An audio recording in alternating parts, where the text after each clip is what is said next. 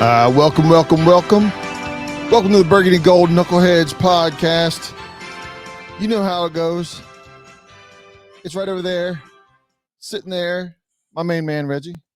What's going on, my man? What's going on, Ken? What's happening? Man, just trying to make it through the week. Anybody that is a fan of the Burgundy and Gold has had a rough couple days. Sunday afternoon, evening, Monday, Tuesday. No victory Monday. No. Victory Monday. Yeah, the bad taste is kind of washed out. Not that I'm not upset about it, but that fresh taste is gone, and I'm now looking to the last 10 games of the season, coming up with Philadelphia. What about you? I was gonna say, man, speak for yourself. That taste is. If you happen to listen to folks, if you listen to my last podcast, my tone was probably a little bit down and out. And although I'm not quite as down and out spirit wise, I'm still kind of out on the team a little bit. That's understandable. Yeah. Right. And before anybody, question all that kind of stuff. Look, man, I'll be the first to tell you, no, I can sit here and talk trash all day long about the squad, but the reality of it is I'm not going nowhere. Right. And I don't know if that's crazy or what, but I know I'm not going anywhere. But right now I'm not real happy. I'm not real happy about the team, man. And this is, as I said on our recent podcast, that loss to the Giants was very eye-opening for me. I put out a tweet about it. I said, we're 3-4, and I understand there's 10 games left, and they could turn it around. There's a whole lot of things that can change here. I said, but at 3-4, I don't feel like we're a good, solid 3-4 team. It's not like we're 3-4, and the 4 losses we had came up against playoff teams, right? I mean, right. 4 of those losses came to a Giants team that was depleted on the offensive line. I mean, you got a guy on national television saying straight off the couch, right? Yep. Then you have a Chicago Bears team. We don't have to rehash all of these teams, and we barely beat Atlanta. So these are all teams that we're losing to, with the exception of Philly and Buffalo, that we look bad. We look like a bad 3-4 team. It's almost like even our wins are bad. Even our 3 wins are bad. And that's what I was going to say. Even our 3 wins, we're fortunate to have 3 wins. And so I don't feel good about being 3-4. And I certainly don't feel positive about the outlook as our schedule is about to get harder. Right. So although we're 3-4 and technically not out of it, and I understand Ron was talking about how, no one is really pulled away and everybody's kind of bunched up in the same pack. We're not good enough to run with those big dogs, though. I don't feel like. Yeah. There's nothing I've seen that gives me the confidence that, man, we'll couple plays away, and man, this could be totally different. I don't feel good about it. Yeah. I just don't feel good about it. So my outlook on the team right now doesn't look very good. Doesn't feel very positive at all. Yeah, and I'll sum up the 7 games this way, kind of short and sweet. We've looked like crap for 7 games. We just happened to win 3 of them. No doubt, man. Couldn't have said that any better. We've looked bad for 7 games. We just happened to win 3 of them against very mediocre teams at best. But just think about it real quick. We beat Arizona, Denver, and Atlanta. Right. None of these teams are playoff contenders. Oh, yeah, and it's one of those things where I think we didn't talk about it on the last podcast, but when we go through and we evaluate these teams, and you look at it like, can we win? Can we lose? Whether you're doing it before the season or you're doing it week to week, you look and go, man, those are the teams we got to beat. Well, Washington is, flip it. Washington is one of those temes, right? They're the team that everybody looks and says we should beat them. We can get right. Correct. We're everybody's get right week. And for numerous times that has happened for other teams, right? As Chicago, eh, as eh, as as New yeah, York. and New York as well, right?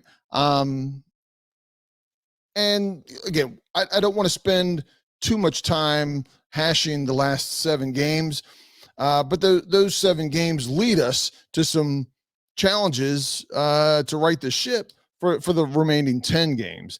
Um, we're coming up here on the trade deadline, and Yep.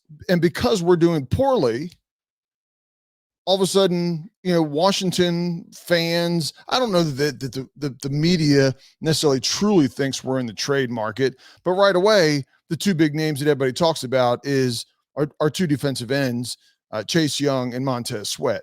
Um, any thoughts you have on that, Reg? I got a lot of thoughts on it, man. Okay. But no, I will correct you a little bit that there's been some buzz from the Adam Schefters of the world. I don't know what you call those guys. They're not beat reporters. Right. But they're NFL reporters, I guess. Have talked about there's been some buzz, there's been some interest. Um, but according to John Keim and some of the guys, they say that people have been calling the team since the summer. So calling Washington isn't new, although may have it's being reported more so now because the trade deadline is coming around next week. Right. But I did see one post where a team has made a trade offer for Montez. The details of the trade is unknown, but there's been a trade offer, and nothing has been made for Chase Young. Well, go I, ahead. I'm I'm I'm of the opinion at this point because of the way I feel about the team. I would much rather get something instead of nothing. We've seen way too often where our guys walk out the door as free agents and go on and they don't re-sign with Washington. They go off and sign with other teams, and we basically get nothing except for compensatory picks. I think between both Chase and Montez, I know with Chase, at worst, we would get a third round. So even if we don't trade Correct. Chase Young, we would end up with a third round pick. But is a third If round pick enough? if they sign a sizable contract, right? Well, he's going to get that.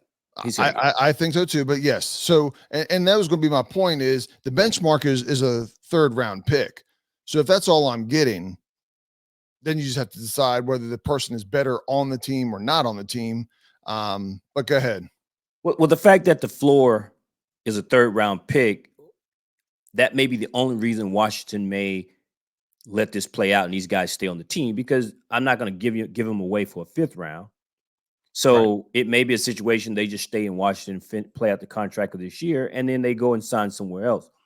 Now, I guess I would trade a third, accept a third for those guys if you're going to throw in a player or something like that. That may be a quality player that Right. can help out to sweeten the deal. But if it's just player for pick, I'm not doing it. I mean, because again, the floor is the third round pick, just based on the fact that both of those guys are going to sign big deals, whether they're in Washington or somewhere else.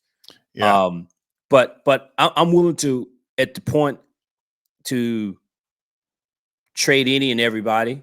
Um, specifically on the defensive side, we've No been hearing about this exceptions. deep. Well, hang on, hang on. So we've been talking about Okay. this defense for years, and Mhm. I've not bought into the whole hype on this defense. So to me, you can trade in and everybody on the defensive side of the ball because Ken, we're bottom 5 in total yards, Right. right? We should be able to get out of bed and walk on the field and be a middle of the pack defense based on the talent on that team. And yet here we are bottom 5. So to me, whatever we got, it ain't working. So I'm willing to trade in and everybody. On the offensive side of the ball, I, I don't want to get into the Sam Howell debate. I know a lot of people that gave up on Sam Howell. A lot of people have given up on Eric Bieniemy. Um, the only guy that's worthy to keep would probably be Terry. But hell, you trade Terry, you get something for it, and you roll the dice with Jahan or something. Again, I look, man, something's got to give. Yeah. It's not just all coaching. So Oh, I don't disagree. I don't disagree, and we can circle back around on some of that here in a moment. Um, as you talked about it, we talked about, the we're likely to get a third round pick for both Chase and Montez. So I don't think that a team is going to offer more than that, considering you're only getting that player for 3 weeks, right? Right. I'm sorry, I said 3 weeks. You're only getting them for 10 10 games. weeks for the third round pick or second round pick or first, whatever that package might end up being. And it's now, could you have a contract already lined up for him? Yeah, but that's not how you see it in the NFL. In some of the other sports, you'll see something like that. But midseason, you don't see that in the NFL. And you got to remember, another reason why I don't think any trades are happening with Washington is Ron's fighting for his job, right? I would say a majority of us don't feel like we feel like Ron is likely not back next season. But Correct. if you're Ron, you're still fighting for your job. Eric Bieniemy is fighting for his job. Del Rio is fighting for their job. They don't want to let anybody go for the future because they know they might not be here in the future. Right. They're not trying to So help out the next coaching staff. correct. And so, Ron is basically the GM on this also. Co GM. We know he has a lot of influence with the Martin Mayhews and all that have the GM title. But I don't see anything happening. They're going to go down with the ship or try to right the ship to get things, to get that next contract, or to fulfill his fifth year on the contract. So I don't see anything happening. I don't see a lot of value in some of the players that we have. Is it worth getting rid of players for fifth, sixth, seventh round picks? I I struggle to think that is value if they're still a positive asset on the team. If they have a bad attitude or a poison already after 7 games, then we can talk. But the only players that I think that have value to other teams that you'll be able to get anything for are Allen, Payne, and Terry. They've got locked. They're all of them are locked into multi-year contracts, and they're all good players that most teams would Right. like to have on their team. Um, Right.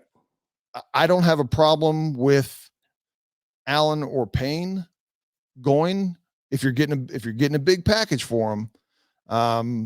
But I've always said we need playmakers. Terry's the only true playmaker on the offense. So unless you're getting something crazy, I can't let him go. Who, Terry? Terry, yes. Yeah.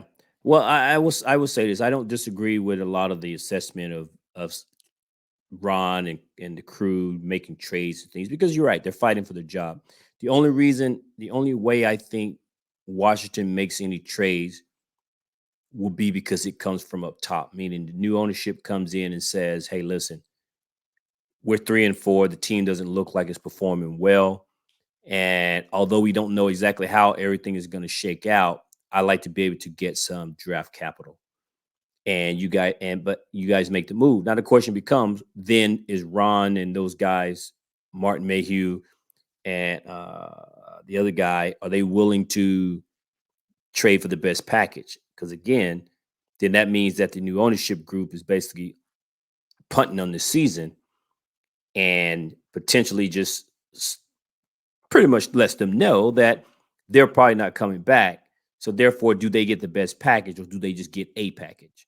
Um, that is about the only way I would foresee Washington making any trades. Because again, to your point, Ron and those guys are not interested. They have to win. If Yeah. nothing else, they're auditioning for their next job. Yeah. And I don't see that happening. I don't see ownership interfering this early. They know the history of ownership interference. from the previous regime. So I think this gets, they're going to ride this out to the end of the season, and I think there's going to be a total sweep of GM, coaches, all the way down the board. I don't know what Bieniemy's fate might be, but it wouldn't surprise me if it was an entire flush. Um, Yeah, and I mean, where's the argument to keep anybody? To keep I'll any make of the one. coaches or any of the GMs or any of the player personnel, scouts, whatever. It's been a collective borderline failure. Record wise has been a failure. Um, it's been a very average at best team for going on the fourth year. So Yeah. And although I said that the only way that we would make changes would be if it came from ownership. However, I don't think ownership would do it, simply because that's not Josh Harris's track record as right, owner of the Devils and owner of the 76ers. He didn't seem to be, he's not a meddling owner. So I don't foresee him doing that here in Washington right, either. I do think that they're probably going to be a clean sweep in terms of the organization. The one argument I would make for Eric Bieniemy to stick around, if and only if the new GM believes in Sam Howell. If he believes in Sam Howell, you don't want this to be Jason Campbell all over again, man. To be the kid's third year in a third offensive system. I don't care who you are. You got to have continuity out there, man. And so you would like to have Sam Howell in the second year of a system. And because despite all of this, despite the warts that Sam has, I don't think he's been set up for success here, and that is either due to the swing and a miss. Because I'm not of the opinion that they didn't help Sam with the offensive line. I think they swung and they missed. correct. Now, does that make them accountable for it? 100%. But I don't want to hear people say, well, they didn't help him out. Well, technically they didn't because it hasn't worked out. But they knew we needed offensive line help. And the first two people that they signed in all season were offensive linemen.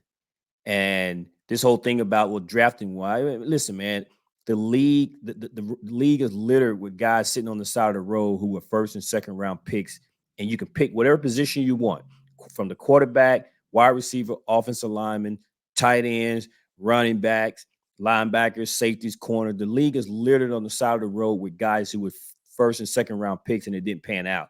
So picking an offensive lineman in the first or second round isn't a guarantee that he'd be successful this year. So they went out and got two guys who they thought that was going to work, and it hasn't worked out. And as a result of not working out, it is I feel has hurt Sam Howell's growth. And this kid has performed in spite of these deficiencies by the organization. So to me, giving him a better chances to be successful, it could look a whole lot different with him on the center.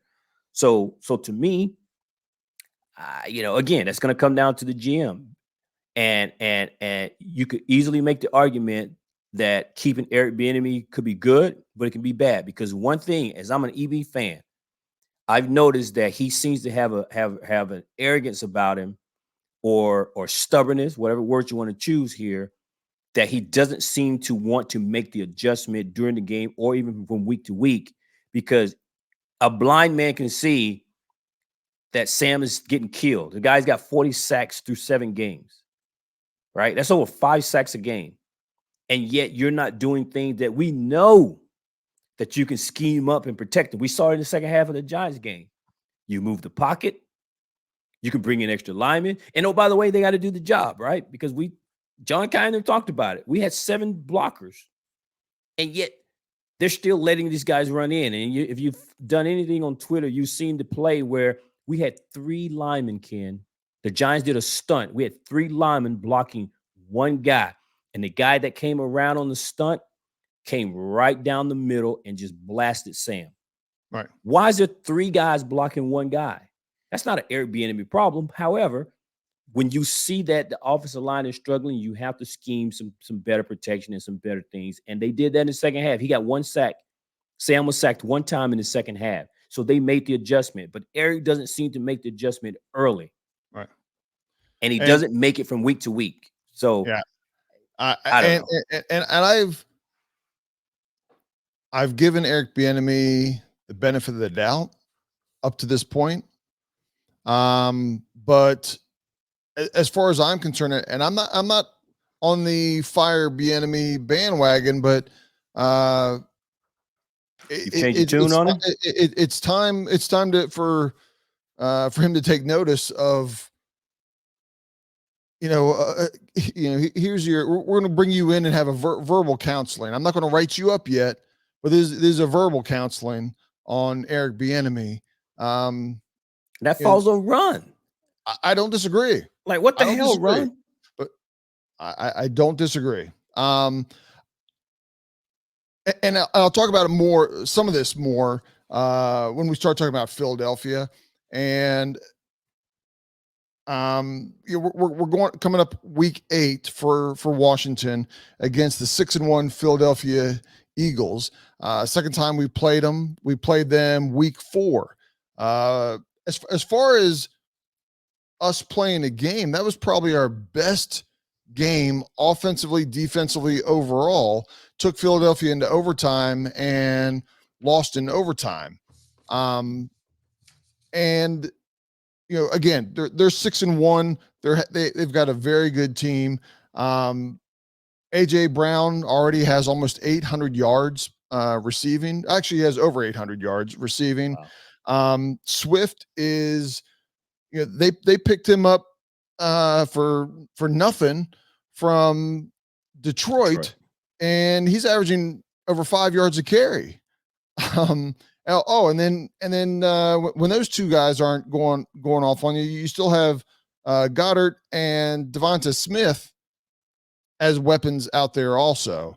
So they're loaded. They're loaded. And then let's not think about the fact that they just picked up a guy, right? Yep. They just traded for the All-Pro safety from the Titans.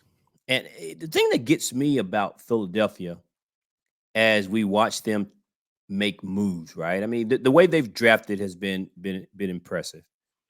But even when it comes to the trades that they make, they're trading for guys for pennies on the dollar, and we're all going, I would have gave up a 6th-round pick or 5th-round pick for this All-Pro safety.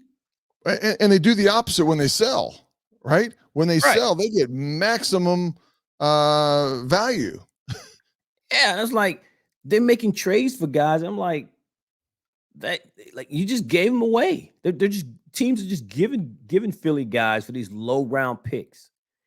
So yeah, I'm with you, man. They do what they do, and they're good at it. Howard's pretty good at being a GM, and I know a lot of fans. I don't know why people do this, man. I know why they do it. It just cracks me up. But if you're related to, or you the cousin of somebody, or you work next to somebody who's good, then somehow through osmosis you got to be good, right? Right. So the fact that Howard Roseman is doing a good job as a GM in Philly, therefore we should go after the guy that works next to Howie. Right. That don't mean the guy thinks like Howie.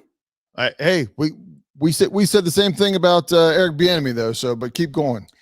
And that's what I say. I understand. I understand the logic behind it. But my point is, there's no guarantees with any of that. Correct. Right. And for those people that were calling for Eric Bieniemy, and right now it doesn't seem to be pretty, they haven't learned their damn thing.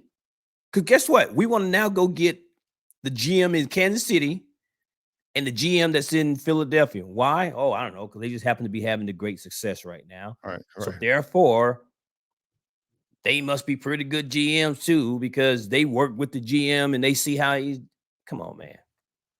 Yeah. I mean, but I get it. Like I said, I understand why. It's just that none of that matters. Just like, for example, everybody wants to go and get Caleb Williams or any of these 1st-round quarterbacks. just like I said earlier, what makes people think Caleb Williams is going to pan out? We were crucified for not drafting Malik Willis. He's third string quarterback. Barely, So barely. exactly. And so and there were some of these other guys, right?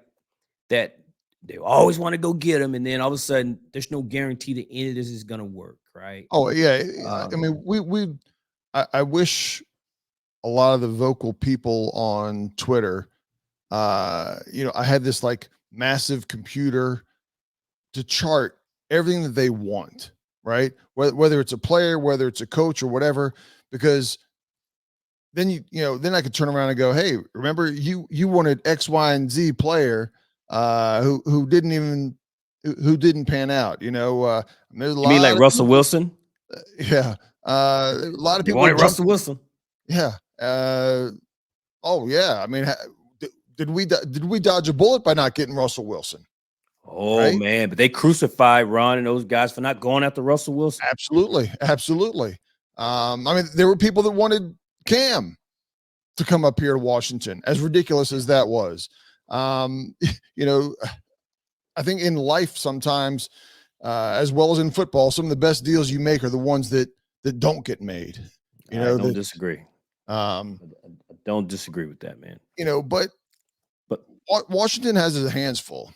On the pass rush, they've got a tough front four up there in Philadelphia, and they do blitz some, but a lot of times, man, they put enough pressure.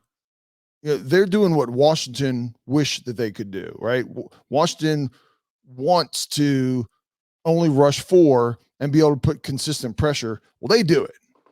They'll throw a okay. linebacker in here or there, but they will put the pressure on with their front four. Okay. But we said that going into week 4, and nope, no problem. No problem with what?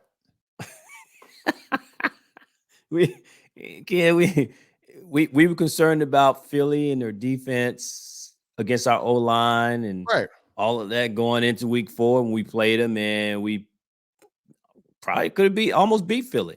So Absolutely. Absolutely. But so you worried about going into week 8 against the same Philly team in terms of their defense play? yes. Uh, you know, doing it twice against the team is different than catching it. Catching one thing. Okay. All I right. mean, we put together a good game plan and ran it perfectly last year to beat the undefeated Philadelphia. Right. Okay. But at the end of the season, we weren't in the same league as Philadelphia, when the playoffs were coming around. All right. And as of right now, win or lose, we're not in the same league as Philadelphia. I understand, Even if we pull it up. but for some reason we play Philly tough, right? I Just like agree. we struggle to beat the Giants, but somehow we seem to play Philly tough. Yes, the I Giants and I the Giants are our nemesis, and we are Philadelphia's nemesis. I agree. Yeah, I don't know what the reason about it is, or how, or what the situation is with it, but I don't know. But my outlook on this team is the reason why I'm concerned about this game. Yeah. I will say this is kind of out there, but if you're Philadelphia, and I'm saying this from a Philadelphia perspective, and this comes with Washington needs to play a good game. Okay. If we play like we played, last week and against Chicago, this is totally out, off the off the record here. I'll delete this part. But for Philadelphia, Washington could be a trap game. And let me explain. They just played Miami. They were up high for Miami, right?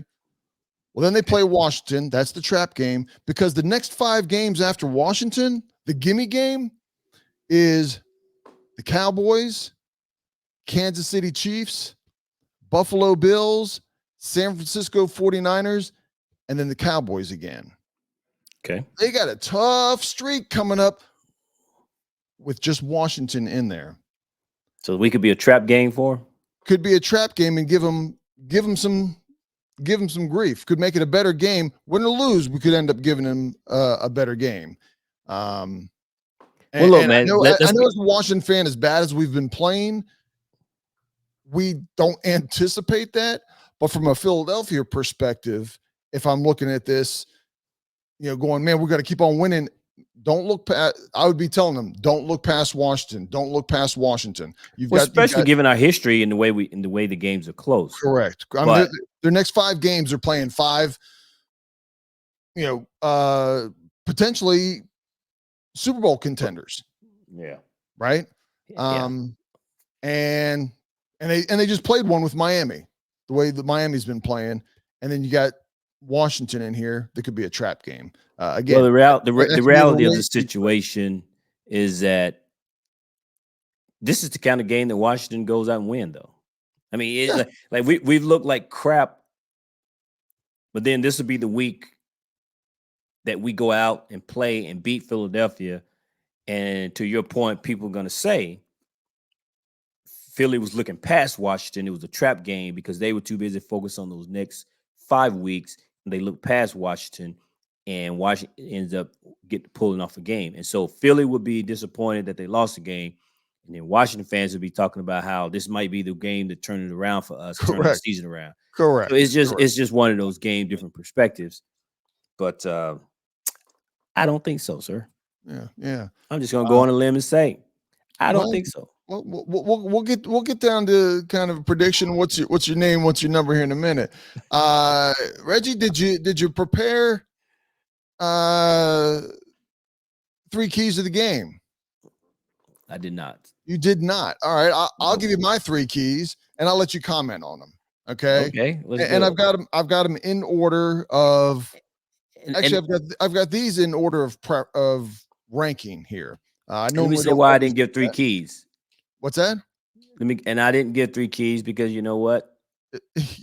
Washington has no car to have a key to, right? You ain't lying. I'm just like, man, man. I'm like, why? They ain't gonna listen to them. Yeah. They're not gonna listen to my keys. They're not Well, gonna. we They're not talked gonna. about They're not gonna do what about I asked them to do. we kind of talked about the first key already. Okay. All right, give it to me. My number 1 key is game plan for the pass rush. Right. It seems like Eric Bieniemy, you commented, and I didn't want to comment too much because I knew this was my first key. It seems like Eric Bieniemy doesn't change up from week to week. This is what we're going to do, and just next week we're going to do better. And the next week we're just going to do better. And the next week we're just going to do better. You get to a point where you're not going to do better. You got to change something up. I don't care if that This is thing is changing the execution. game plan. I don't care if that is changing personnel. I don't know what it is, right? But you got to do something to slow down the pass rush. Do I think that Sam Howell's not going to get sacked a single time this game? No. He might get sacked 3 or 4 times. But if he gets sacked 3 or 4 times, what about all the other times that he doesn't get sacked? Is he running for his life every single play? There's quick passes, there's screens, there's the back out of the flat. You can roll the pocket. You can hold in the tight end. You can, have a 2-back set and let both of them mix up what you're doing to defend the pass rush. And again, that goes with the receivers also. If you know you don't have time, you need to do more crossing routes, right? Have the receivers pick each other, have quick slants. Again, you can't do this nonstop throughout the entire game, but it needs to be a bigger part of your game plan. And all the criticism that we give Jack Del Rio for never making changes, or this is about the time of the season that the defense starts playing well, that same light, it's time for that to be shown on Eric Bieniemy, because we're seeing the same thing over and over and over. And I know he likes to run. I know he likes to pass more than he runs. And to a degree, I don't have a problem with it. You just cannot. There needs to be some level of balance, and balance isn't even. It's just you can't be predictable, and you got to do something different. I'll Yeah. let you No, I don't. talk about that No, I point. don't. I don't disagree. I do believe, to your point, where Eric is not. He's just lining up doing what it is he thinks we should do, and his thing is execution. But Correct. the players aren't executing, Eric.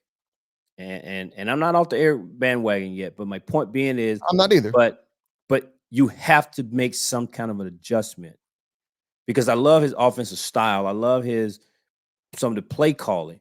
But if people aren't executing and blocking, then it doesn't work. So therefore, you got to call the things that's going to make them more successful. And to your point, his game plan in that first Philly game, the way he offset that with the quick pass and things, that was great.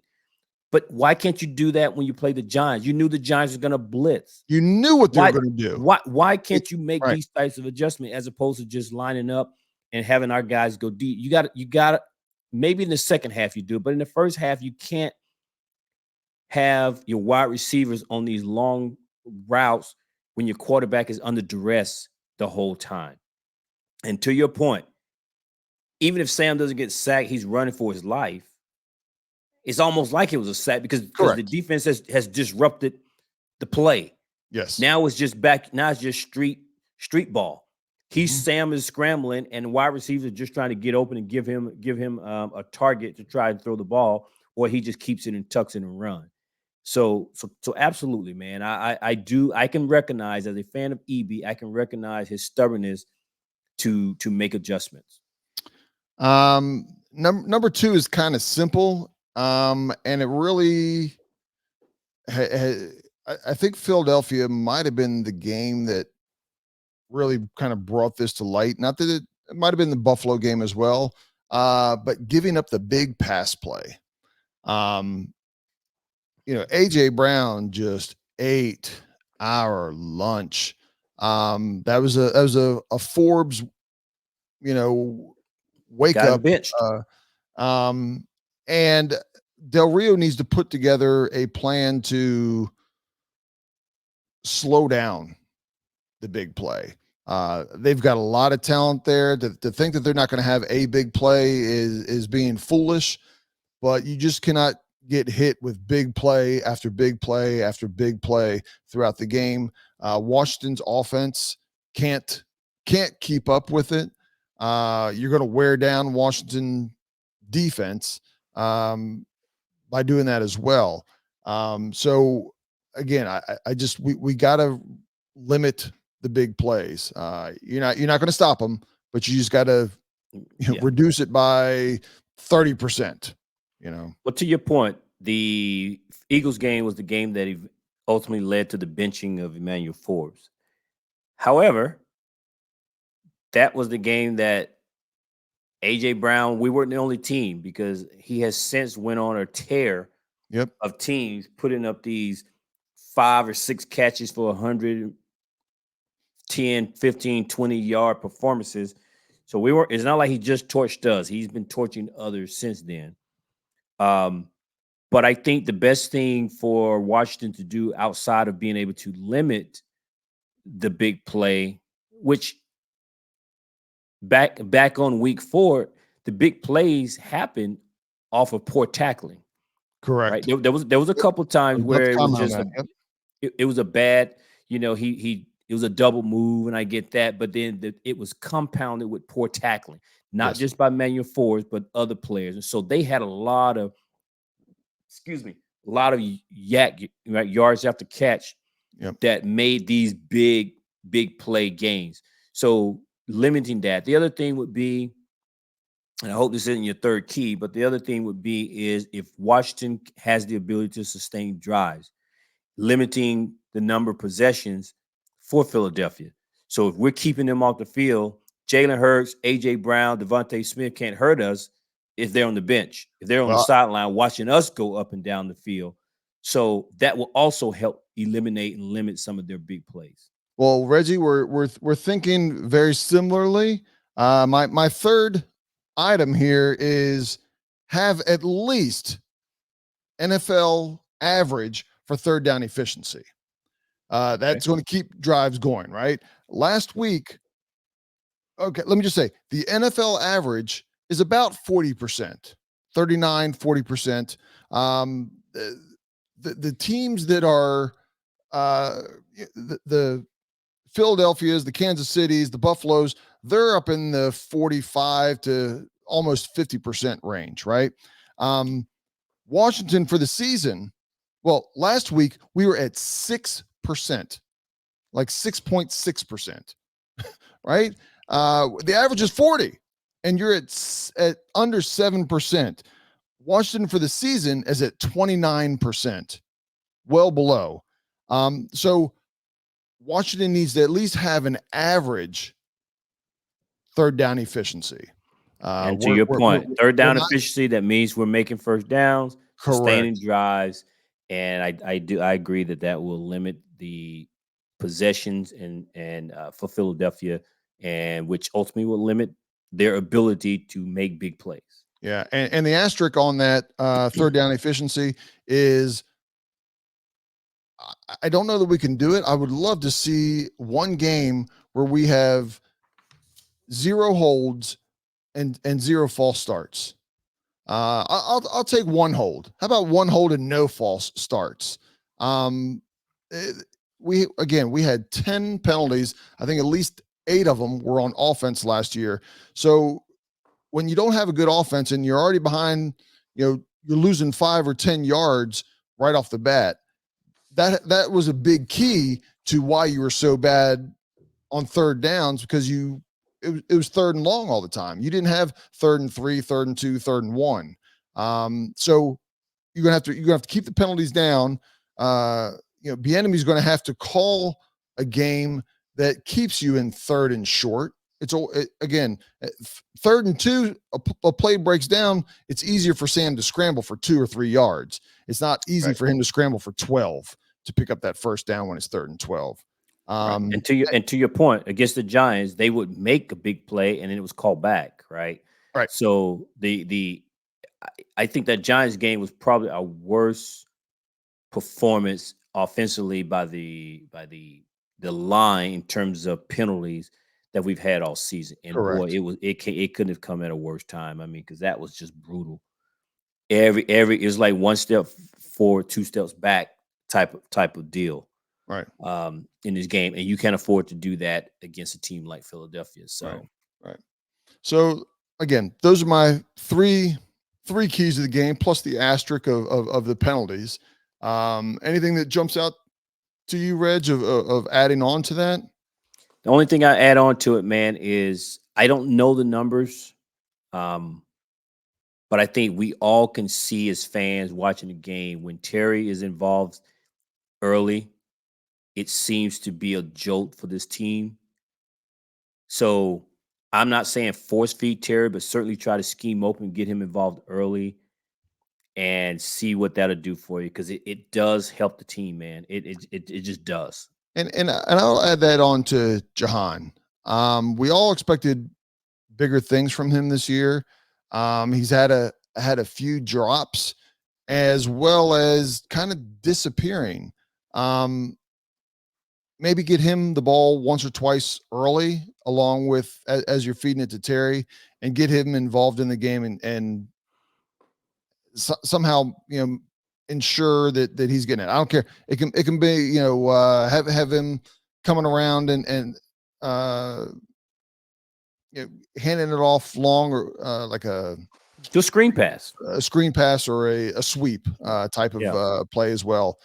Get it in his hands. I know he's a smaller guy, but get him in there, get his head in the game, and just like anything in life, once you start having some success, it gives you confidence and keeps your focus in the game. So, for sure. And with it, is it that time, Reg? Is it? Yes, it is. And it's not as exciting of a.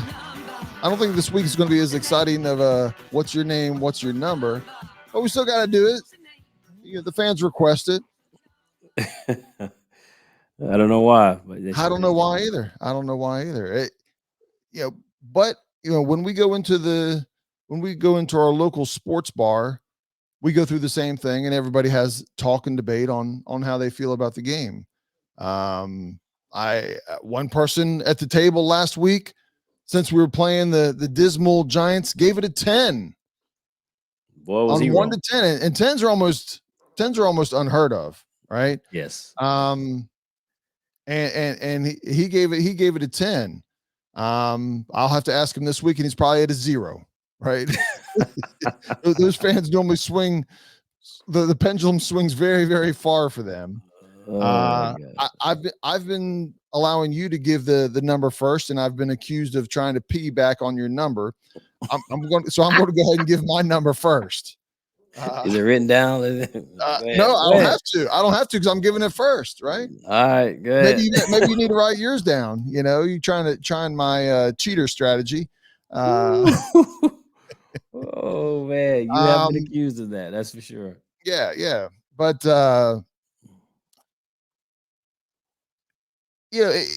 from a confidence, I don't think anybody has big confidence in this team right now. I don't Um, know. and I try to be positive about the team. I try to wear my burgundy and gold when things are going bad. I I'm a realist, but I still try to wear my burgundy and gold sunglasses, right? And try to be positive about it. It's going to be tough this week. I th- I'm I think we can play a better game. It's hard to play worse. I think we can play better. I think we can through the misery kind of figure out something that will click, so we're going to do better. But I still don't think we're going to come out. I think we're going to have moments where we're like, man, why can't we do that an entire game? When we were watching against the Giants, there was, I mean, there wasn't a drive, I don't think, that looked good. Everything was a struggle, offensively or defense. Everything was a struggle. I think we're going to see more moments of good in this game, but the bad is going to outweigh it. My confidence level is going to be a 3.5, a 3.5. I like to point whatever. So that's why That's ridiculous. I made sure Reggie, it's a strong 3.5. It's a strong 3.5. I'll turn the mic over to you. Okay. Well, I'm gonna keep mine short and sweet, man. Ironically, no matter who goes first or second, you're still gonna outdo me. So I had a 3. I had Okay. a solid 3. And that ain't a strong 3, but I just gave it a 3. Yeah. And it's just simple, man. I don't trust the team. After last week's game against the Giants, you couldn't beat the Giants. I knew his team was in trouble, and I stand by that. Yep. Um, so I'm not gonna give them anything big because I just don't trust them. I don't feel like this team is trending in the right direction. Um, Things that I'm starting to see. Um, the only positive that I personally feel is I think that Sam Howell can be the guy, and I think if the right coaches, staff builds around Sam, I think Sam can be very successful here. So that's the only positive. And so every week we go into a game, I'm not worried about our quarterback in terms of his performance, right? I Right. believe with Sam has the ability to do a lot of things good, man. So if you like Taylor Heineke, I don't understand why you don't love Sam Howell. Right. But that's the only positive that I've seen come out of this season. So I think this team's in trouble. I think that the past few weeks we've seen different players. Chase Young, just do your job, do your job, do your job type thing he did a week, 2 weeks ago. And then last week, we know after the Giants game, John Allen dropping all the F bombs. I think the team is starting, there's something brewing behind the scenes that we're just not aware of. And I think it's showing up on the field on Sundays. And the last two things why I say I don't trust this team is because, as I mentioned earlier, I think Eric Bieniemy is not being aggressive in making the adjustments that needs to be made. And unfortunately, for whatever reason, Ron is not holding Eric accountable and making him do these things. He has brought Eric in and pretty much gave Eric full control over the offense. And Although I'm I'm sure not that's what out he. on. I'm sure that's what he told him to recruit him here, right? Otherwise, how are you going to get Eric Bieniemy here to begin with in a I bad situation with the ownership I and everything else? So and I understand, Ken, but there's a difference between micromanaging and meddling right, in the offensive meetings with Eric as opposed to giving Eric the direction that I want you to go in. He can still be a head coach and make decisions I agree. and let Eric be able to have the freedom to do whatever it is we're going to do by at the same time accomplishing what Ron Rivera, wants you to do. Right. And so, but it doesn't seem like Ron is even asking him to do anything different. It's just, I'm going to continue to support you in whatever decision you make. And the decision he's making is to keep being arrogant in his play calling style. So, all of that being said, until I see something different, and something different doesn't mean one game, because they can go in and beat Philadelphia. If they do win this game against Philadelphia on Sunday, that's still not enough for me to change, because that just means they got up for this game. And I don't understand why these guys can't get up week in and week out. So I need to see a trend that things have changed. But until then, I have no confidence in this team at this point. And my numbers will probably remain low. But at this point, going up against a good Philadelphia team, even though we play them tough, my confidence is 3, and that's not even a strong 3. Yeah, I think when we get to the bar this week, I think my 3.5 will probably be high. And that goes to tell you, I think that goes to tell you more about Washington than it tells you about Philly. Yes. And Yes. how we feel about our team, what we've watched for 7 weeks. And yeah, so like I said, when we get to the bar, I'm going to go ahead and I know there's at least a couple people that will listen to the podcast. A couple people will have not listened to it by chance. And to my point, I'm going to go ahead and predict right now that I've got the high, unless somebody that listens to this just wants to be a smart aleck. My 3.5 will be the high at the table this week. Yeah, it's possible. But like I said, I don't trust the team right now, man. So until they show me something different, I can't trust that they're going to show up, because you could have told me, man, we were going to beat Chicago, Atlanta, and New York. Yeah, we would won those 3 games going away, Right. and that didn't happen. We went 1-2 against those teams. So, Yep. But anyway, that's my number, man. That's my number And, this week. but ultimately, as they say, you got to play the games, right? Because every week there's a game where somebody that shouldn't have won wins. I mean, Philadelphia's only loss so far is against who? The Jets. That's a bad team, bad quarterback, right? So, But on the defensive side, though, they're still pretty damn good. Who's that? The Jets. Yes. Yeah. But you got to score something to win in this NFL. No doubt. But with that being said, we'll see how it goes. You got to play the games. Hopefully Washington can gel at least for the afternoon.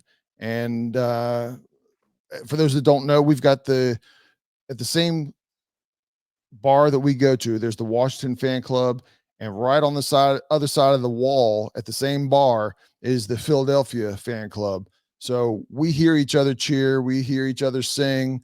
We cross paths with them coming in and out. They're not as bad as the Philadelphia fans in Philadelphia. Some of them are. Holy cow. There's a few, but overall, they're not nearly as bad as the fans actually in Philadelphia, thankfully. But I don't want to see any of them after we lose. Yeah, they're trolls. There's a few trolls in there. Oh yeah. But that's what you do. That's what you do in the NFL. So with that, I'm going to go ahead and call it the end of the podcast here. I appreciate everybody listening. Reach out to us on social media. And until next time, peace out, knuckleheads. Peace out, y'all.